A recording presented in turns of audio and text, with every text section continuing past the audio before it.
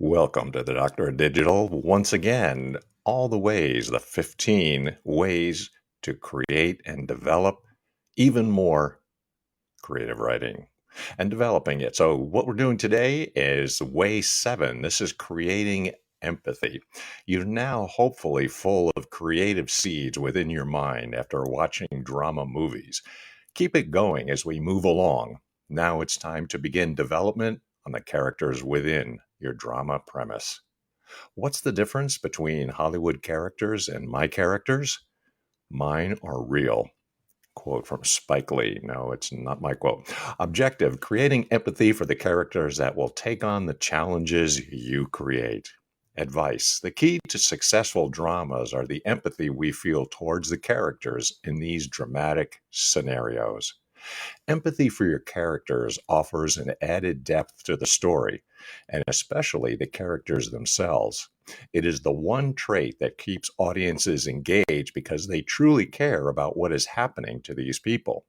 If the audience doesn't care what happens to them, they are disengaged. Beyond that, a big part of the screenplay's success is having characters that attract talent. Most screenplays that get made are those that have an attached name actor or actress that has signed onto the project early on in the process. They found a character that they feel compelled to portray. If you want your story to stand out, you need to create a character that audiences can empathize with. Talent will be looking for that as they read and consider your script. You can create further empathy for a character by adding reasons for audiences to sympathize with them. We feel empathy for young Peter Gordon in The Power of the Dog because he's clearly very different and very feminine in a very alpha cowboy male environment. We empathize with Dunbar in Dances with Wolves because he showcases a kindness that every other soldier around him doesn't seem to have. He loves his new horse that he rode through a barrage of bullets. He connects with a wolf that is curiously stalking him around camp. He doesn't immediately assume that the tribe he has encountered are savages. We empathize with Jules in Pulp Fiction because we see that he's had a spiritual awakening and is about to strive for a better life. Sure, he's a contract killer, but he's been humanized even before his spiritual awakening. Both Jules and Vincent display a camaraderie and playful brotherhood.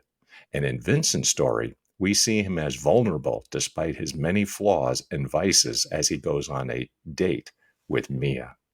It's not enough to just throw any character into a dramatic conflict.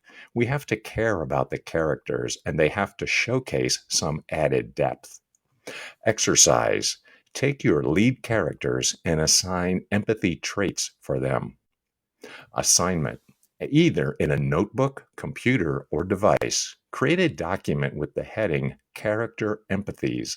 Now list the characters that you want to assign certain empathetic aspects to. If you have character names set already, write their names down. Here are some samples that I'll cover first to give you an idea. Rick Dalton in Once Upon a Time in Hollywood.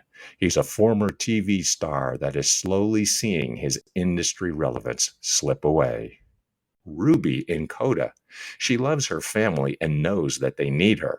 However, she also wants to broaden her horizon and experience her own life in a hearing world as well. Will Hunting in Good Will Hunting.